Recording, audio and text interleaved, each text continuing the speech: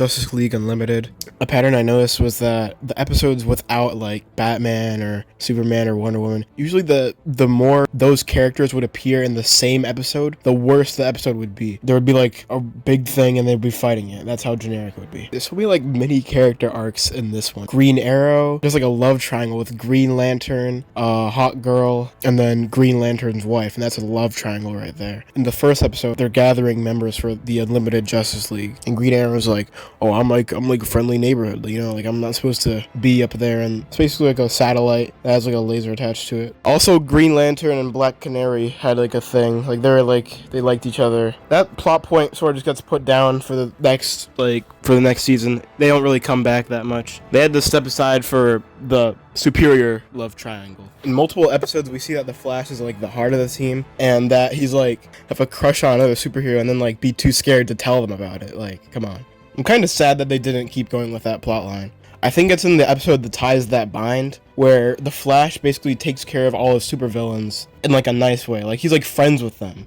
After I leave, you gotta turn yourself in. He goes, oh, you got me again, Flash. Like, they're friends. Like, they use Flash in a plot point where when they go into the future, Superman sees that the Flash is destined to be killed. That's gonna make him kill Lex Luthor, and then it's like the world ends or something like that. And that's exactly what happens in Panic in the Sky and Divided We Fall and Flashpoint. These 3 episodes right here that are basically the end of the the first season. So it looks like the Flash dies, and then Superman's about to kill Lex Luthor, senses his consciousness around. And so Superman doesn't end up killing Lex Luthor. And then the Flash comes back, and then Lex Luthor gets like arrested. And that's the end of season 1.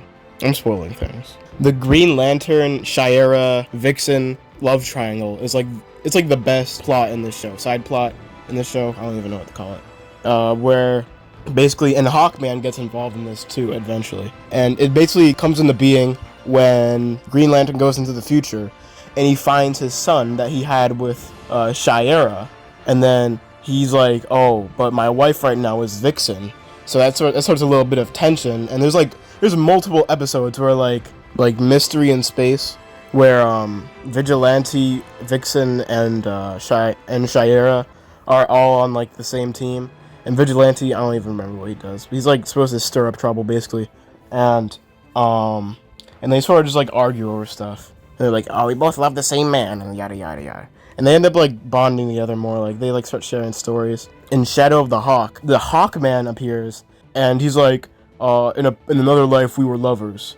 But he ends up getting over that in another episode. It's really good. They like really showcase that beneath all that Batman's actually like really considerate and emotionally intelligent. In the second episode, there's this monster that makes you hallucinate and like make you live a fantasy, and it's like whatever you wish happened or whatever. Like, and what Batman sees, you know, everybody takes turns seeing what their fantasy is, and not on purpose, obviously, because you know that thing's forcing themselves on him. But what Batman sees is, of course, walking with his parents in the alleyway, and then when the crook that's supposed to eliminate his dad shows up, his dad starts beating him up, but it doesn't take long for Batman to realize that this isn't real, and then he snaps out of it, which is that's pretty big, and he basically like just lets the crook do it again, and he just watches. It's crazy, and then right when it happens,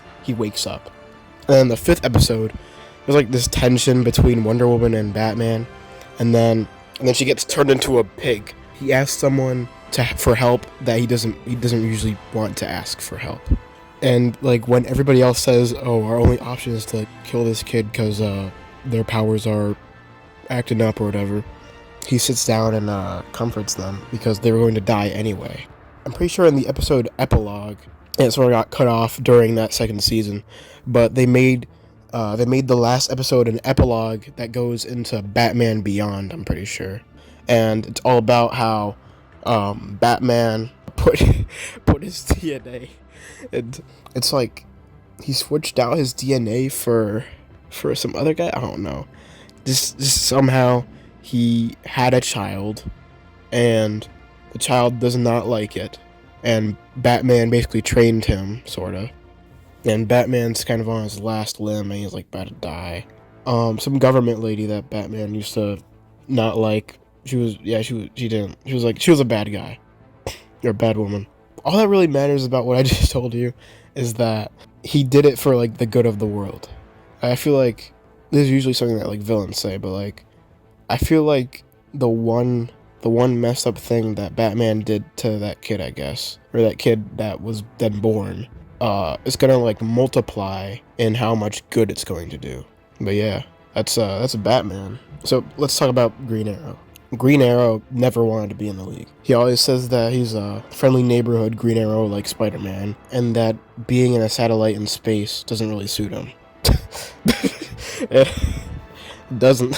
When Supergirl finds out that she has a clone, he's on it. He helps her with it. Where things really kick off is when Black Canary asked him for help to free her, because her master was fighting in a illegal dogfighting arena or whatever, and he doesn't want that. And then Green Arrow starts implying that like she likes him, and she's like, "Oh no, he's my master." Not like that type of master, you know. This is like one of the best episodes too. That he challenges Black Canary to a fight. Green Arrow uses a sleeping arrow on Black Canary, and then he goes in to fight him instead. And then he basically gets like beat around, and then he fakes his death so that the Panther dude realizes like why he should stop doing this. And then he wakes up. I guess that's like where Canary sort of falls from, I guess. Task Force X is another good one where it's like these like 4 nobodies, and they were on like death row. They were about to get executed, and they have to do some mission to steal something from the Justice League, or no, take down the like satellite that they have just chilling. It's a pretty good one. They have like the best action scenes in this show were in that episode, I think. There was some good ones in that Superman versus Shazam fight, but I don't know if I've talked about that yet. And wait. Patriot Act. It's just where all the superheroes without superpowers go to a parade, and Superman's supposed to be there, but he was like busy, and then everybody gets mad at them, and then some government official turns into basically Hulk, and then they take him down. That was a really good episode. Yeah, they really had a chance to shine in that one. Literally, one of the main characters was like Shining Knight. So there's the greatest story never told. I'm saving that for another video, but it's the best one, all right? And there's Hawk and Dove, which might be the worst one, where it's just about Hawk and Dove. I don't remember. The plot with Lex Luthor in this show is this is like the best one. It's where so basically at the time that this like Justice League Unlimited starts, Lex Luthor is a good guy now, and he's not really necessarily helping people, but he's running for president.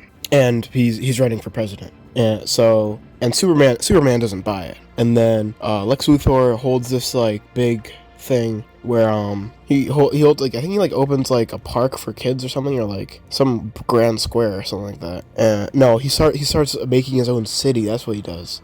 And he like is doing the grand opening, and then Superman just like basically destroys everything he did, and everybody looks at Superman like he's a bad guy. And then so Shazam is in the same episode. Basically, he idolizes Superman and all that. Recently, they called a meeting, asking him to show up or whatever, and they basically scolded him for they did it because he said that he basically said like Lex Luthor was a cool guy or whatever, basically like on the news, and there was like bad publicity. So they basically talked to him about it, and he was like, okay, he got a little shunned. But Shazam is just like a kid.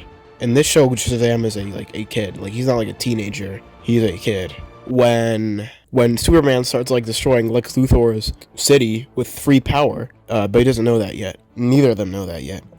He starts fighting Superman, and it's actually it's a pretty good fight actually. There was like a punch, and then like a bunch of windows broke. And that was like basically destroying Luthor's town or city. Superman ends up winning, of course, and then But by the time, so Superman finds out that there's like something. He says like there's kryptonite in the ground or something like that, and there's like a time bomb or whatever. And so he tries to stop that from happening, or whatever. But then Shazam stops him. So after he wins, it's sort of revealed that Lex Luthor wasn't plotting anything nefarious after all. And then he sort of just leaves embarrassed, and then Shazam comes into the office. And then Shazam calls the Justice League to the meeting room calls the Justice League and then says, Superman, I used to look up to you, but I used to idolize you. I'd always think, what would Superman do? But then today, I can't be a part of the League anymore. And then he leaves.